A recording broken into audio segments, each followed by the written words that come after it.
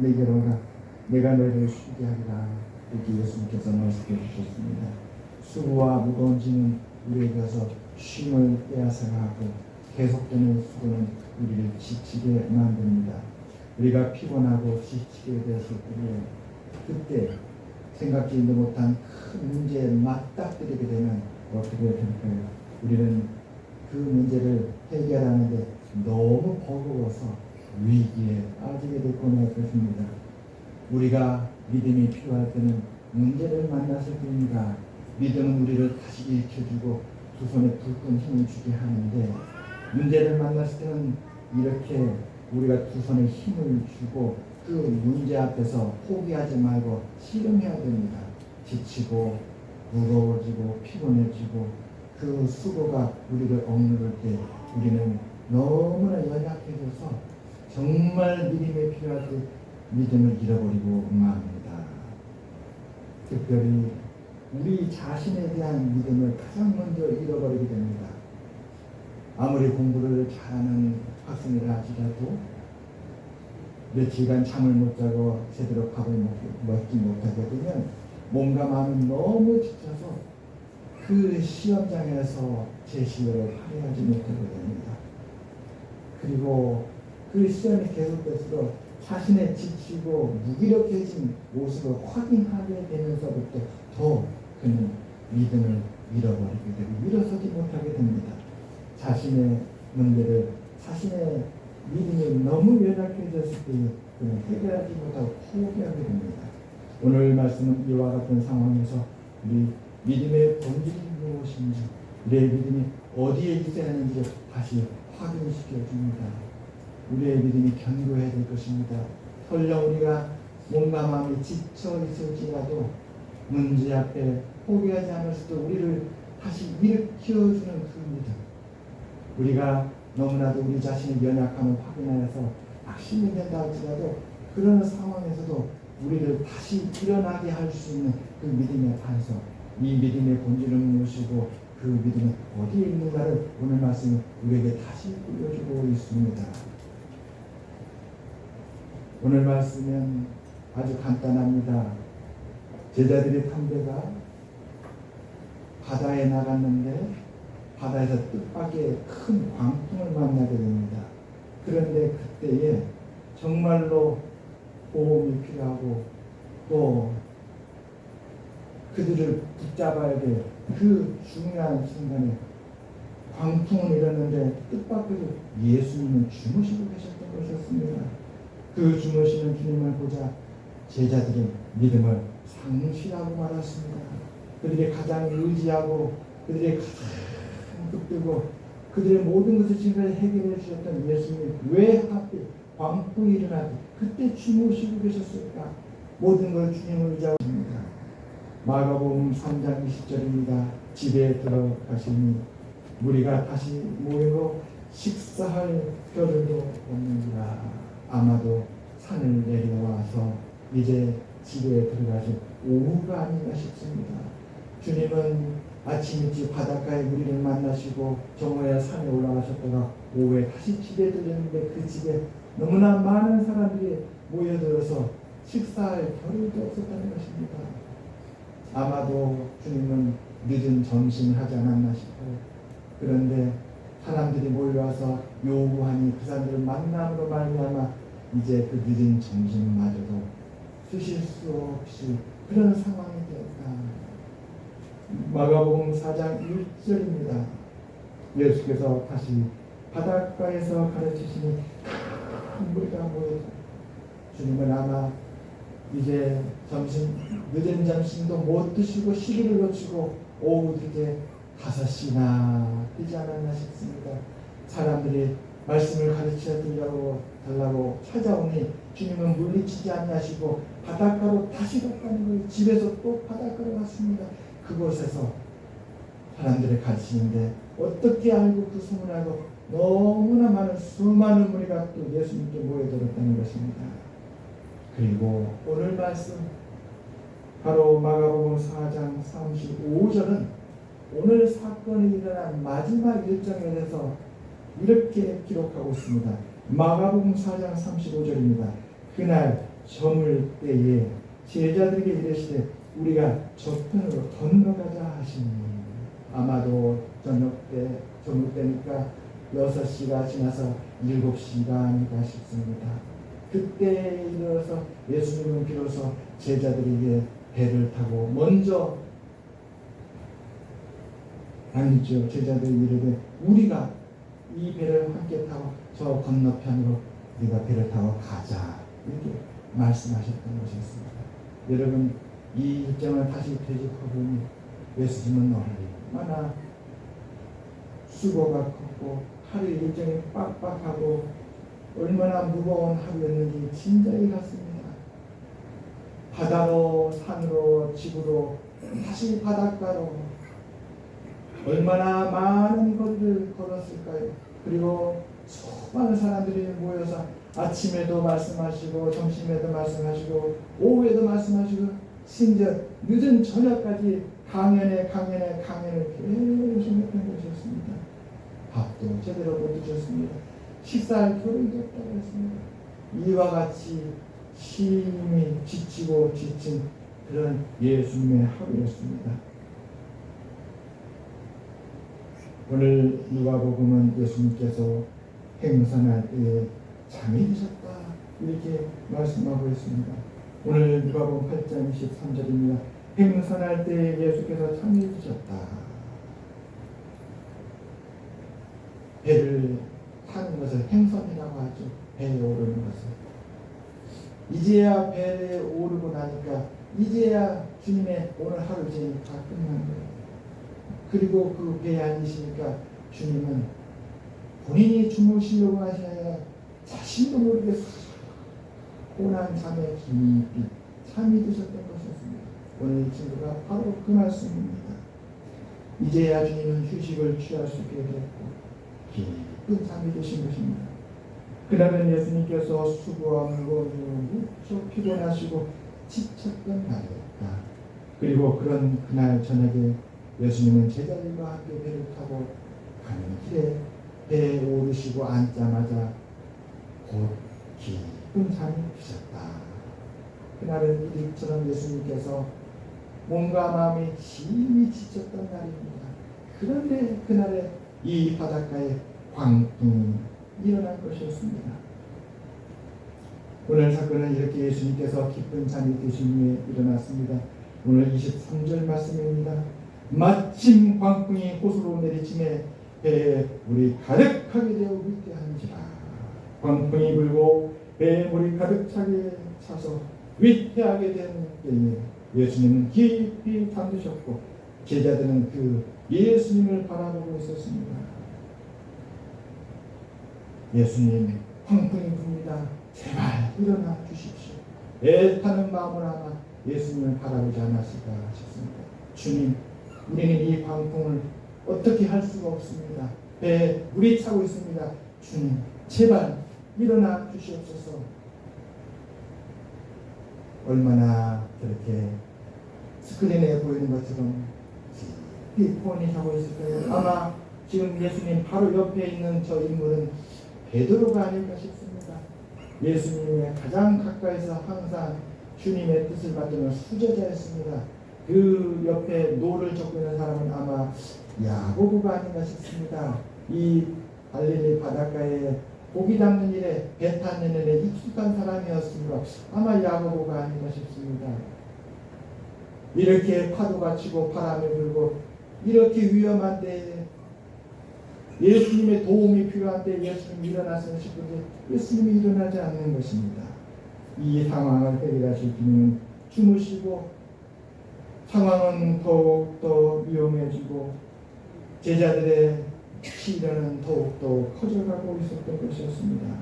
마가복음 4장 38절 마침내 기다리다 못한 제자들이 예수님을 흔들어 깨우니 이렇게 말을 합니다. 선생님이여 우리가 죽게 된 것을 돌보지 아니하시나이까 제발 좀 일어나서 우리를 돌봐 주십시오. 예수님 도대체 언제까지 주무시고 이제는 일어나십시오. 이제는 일어나야 됩니다. 주님 일어나서 이 풍랑 가운데 죽게 된 우리를 주님 돌봐 주시옵소서. 주님의 무심함 때문에 이 배에 타고 있는 제자들은 파국을 맞이하게 되었습니다. 그래서 결국 예수님께서 수고와 무거운 짐으로 지쳐 제자들을 돌볼 수 없게 되자 이 제자들은 이 믿음의 시련 속에서 믿음을 잃고 말았던 것이었습니다. 예수님의 주무심이 그들에게 절망을 줬고, 예수님의 주무심이 그들에게 낙심을 줬고, 그들은 모든 것을 포기하고 그들이 그동안 가졌던 그 믿음을 사라지게 되었던 것이었습니다. 이 상황 속의 제자들의 모습에 대하여 예수님은 마태, 마가, 누가 복음에 이렇게 증가합니다. 마태복음 8장 26절입니다. 어찌하여 무서워하느냐 믿음이 작은 자들아. 어찌하여 내가 잠을 잔다고 이 풍랑을 보고 너희들은 이처럼 무서워하였느냐. 너희들의 믿음이 너무나도 작구나. 마가복음 4장 40절입니다. 어찌하여 이렇게 무서워하느냐. 너희가 어찌 믿음이 없느냐. 예수님이 주무신다고 해서 예수님이 사라지신 거 아니십니다. 언젠가 잠시 기다리면 반드시 깨어날 것입니다. 주님의 심령은 버뜩 뛰고 있었습니다. 주님의 귀는 끝까지 들으십니다. 그 주님을 인내하며 기다리는데 주님이 주무심으로 말미암아 그는 절망하여서 이 광풍에 대하여서 그들은 믿음을 잃어버려서 믿음이 없어진 것이었습니다. 누가복음 8장 25절입니다. 너희 믿음이 어디 있느냐. 예수님의 말씀은 제자들이 예수님을 향하여서 주무셨다는 것 때문에 믿음이 작아졌고, 예수님을 향하여서 주님이 주무셨다는 것 때문에 믿음을 주님께 두지 않냐고 포기하고 실망하였습니다. 그 예수님을 향한 믿음이 이전에는 주님을 바라보았습니다. 이 일 있기 이전에 오병이어 기적이 있었을 때에, 이 있기 전에 주님께서 문둥병자를 치유하실 때에, 이 일 있기 전에 주님께서 많은 사람들을 가르치실 때에 제자들은 그 주님을 향한 믿음으로 주님을 향해 시선을 떼지 않으려고 바라보고 있었으며 주님을 열심히 도왔습니다. 그런데 주님이 주무시자 그 주님을 향한 믿음이 제자들의 마음에서 눈길에서 사라지고 말았던 것입니다.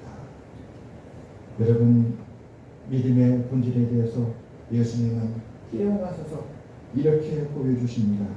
우리 함께 24절을 보겠습니다. 제자들이 나와 깨워 이르되 주여 우리가 죽겠나이다 한데 예수께서 잠을 깨사 바람과 물결을 꾸짖으시니 이에 그쳐 잠잠하여지더라. 아멘. 여러분, 예수님의 말씀이 믿음의 본질인지 믿습니다. 아멘.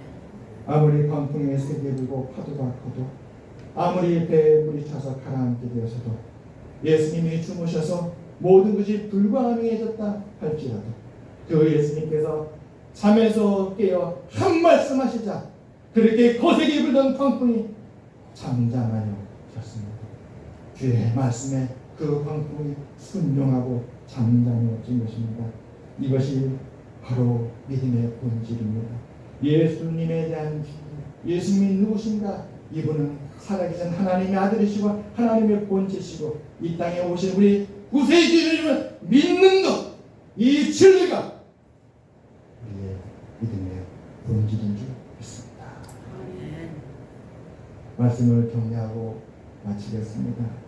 사랑하는 여러분, 약한 믿음, 작은 믿음도 참 소중합니다. 겨가쓸만한 믿음만 있다면 이 산을 들어 저리로 옮기고, 돛두장만한 믿음만 있다면 부활의 병을 고쳐주겠네. 솔로몬만한 지혜만 있다면 나귀한 지혜를 얻겠고, 엘리야만한 믿음만 있다면 나 비가 오겠네. 감사합니다.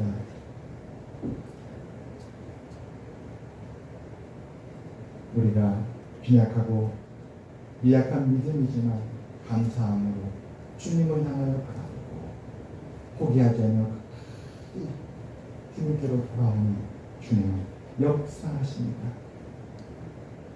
비록 주무신 주님을 보고 무심한 주님께 실망하였고 그 무심한 주님 때문에 절망하였고 그랬지만 그 주님을 깨워서 주님이 일어나셨을 때 주님은 모든 문제를 다 해결해 주셨습니다. 주님은 우리를 받아주십니다. 우리를 받아주실 뿐 아니라 축복하시며 평안을 주시는 주님이십니다. 바람과 물결을 꾸짖으신 이에 그쳐 잔잔하여라. 주님께서 제자들의 믿음이 없다, 믿음이 작다, 믿음이 어디냐 이 말씀하시는 사랑의 말씀입니다. 제자들을 아끼고 사랑하여서 제자들이 주님의 뜻을 이해하고 받아들이고 믿음의 제자로 거듭나기를 바라는 마음에서 했던 말씀입니다. 그러나 저 바람과 저 풍랑과 저 물결을 향해서는 예수님께서 단호하게 꾸짖으셨습니다. 바람과 물결에 예수님께서 긍휼을 베푸는 것이 아니었습니다. 그 무지한 자연이 사랑하는 제자들을 혼비복산하게 하고 이처럼 절망에 빠지게 했을 때 예수님은 깨어나셔서 오히려 그 바람과 물결과 풍랑과 바다를 향해 분노하셨던 것이었습니다. 그러나 제자들은 사랑하였습니다. 제자들에게 믿음이 없었음에도 주님은 그들이 그토록 원하던 일을 하게 해주셨습니다. 여러분 주님을 믿고 다시 일어나는 우리 모두가 되시기를 주님의 이름으로 축원합니다. 아멘. 내 힘이 전부가 아닙니다. 우리의 힘을 주님의 옷자락 잡는 데 쓰시길 바랍니다. 우리의 수고가 전부가 아닙니다. 우리의 수고를 주님을 기다리고 주님을 향하고 주님께서 일어나셔서 우리의 문제를 해결하시고 믿는 믿음에 쓰시기를 바랍니다. 우리가 믿고 따르는 주님은 이렇게 은혜로우신 분입니다. 자주 우리에게 실망하시고 우리를 책망하시면 절대 모른 척하지 않습니다. 주님은 마음속에 다 쓰깁니다. 이 다음에 꼭 이 말을 해서 도와줘야 되겠다. 이런 부분은 내가 눈여겨보고 기억하고 반드시 제자들에게 이 부분의 믿음의 연약함은 나중에 세워줘야 되겠다. 아, 이런 부분이 약하구나. 8월 15일날 광복절날 자이언트 그 어린이 놀이터에 갔는데 거기에 가게 되면 천정 높이가 한 10m 되는 것 같아요. 깜짝 놀랐어요. 세상에 어린이 놀이터가 바닥에서 천정까지가 한 15m, 20m 돼 보이는 그런 놀이터가 세상에 있어요.